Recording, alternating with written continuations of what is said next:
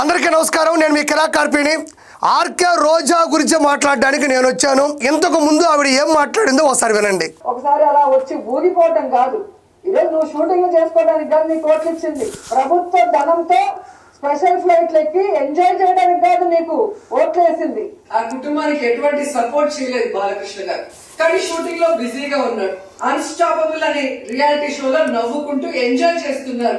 ఇక్కడ ఆర్కే రోజా పూర్వం కొద్ది రోజులు నెలల క్రితం ఏం మాట్లాడిందంటే, పవన్ కళ్యాణ్ గారు షూటింగ్లు చేసుకోవడానికి కాదు ప్రజలు గెలిపించింది, బాలకృష్ణ గారు అన్స్టాపబుల్ షోలో ఎంజాయ్ చేస్తున్నాడు అంటుంది. సరే ఓకే, ఇప్పుడు దాకా మీరు చూశారు విన్నారు. అయితే దానికి సంబంధించినటువంటి ఇంకొక వీడియో ఉంది, చూడండి.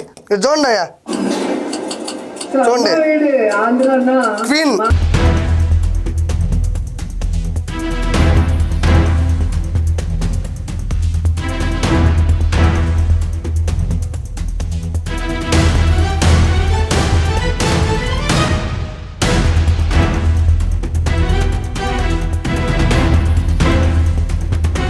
అయితే ఇక్కడ ఆర్కే రోజా చెన్నైలో ఏదో రీసెంట్ గా ఒక ట్రైలర్ టీజర్ రిలీజ్ అయిందండి. ఇంతకు ముందు ఆర్కే రోజా ఏమనింది, మీరు షూటింగ్లు చేసుకుంటున్నారు ఎంజాయ్ చేస్తున్నారు అనింది. ఆర్కే రోజా నేను సూటిగా ప్రశ్నిస్తున్నా, నువ్వు ఎవరైనా నిలదీసేటప్పుడు నిందించేటప్పుడు భవిష్యత్తులో అలాంటి పని మనం చేస్తామా లేదా నిర్ధారించుకొని మాట్లాడాలా.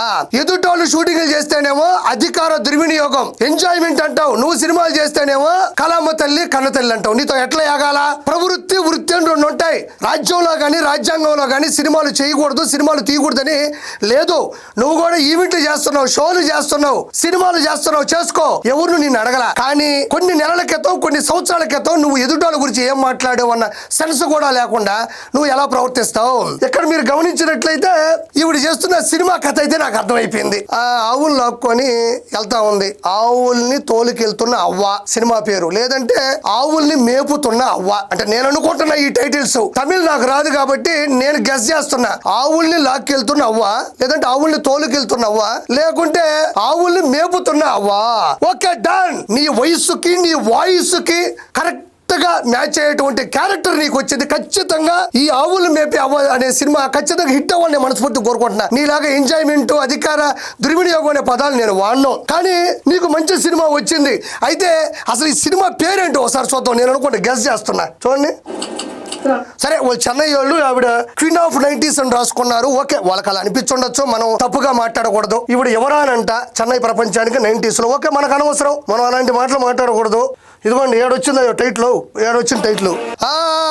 సినిమా పేరు నాందావూరు. సినిమా నేమ్ వచ్చి లెనిన్ పాండియన్. అందులో చేస్తుంది ఏలియన్. ప్రత్యేకంగా చెప్పనక్కర్లేదు, ఆవిడ సంథింగ్ స్పెషల్ కాబట్టి ఏలియన్ దాంట్లో నటిస్తుంది. కాబట్టి నేను చివరిగా రోజాకి చెప్పేది ఒకటే, నువ్వు సినిమాలు చేసుకో, షోలు చేసుకో, ఈవెంట్లు చేసుకో, కానీ నోరు మూసుకో. మనం ఎక్కడ ఏం మాట్లాడాలి, ఎంత పద్ధతిగా మాట్లాడాలి అనేది నువ్వు ఖచ్చితంగా నేర్చుకో, ఓర్చుకో.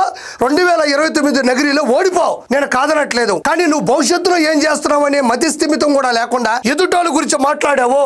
కానీ రోజాకి నేను కంగ్రాట్స్ తెలియజేసుకోండి. ఎందుకంటే నీ వయస్సుకి నీ వాయిస్కి తగ్గ క్యారెక్టర్ ఇందులో వచ్చింది.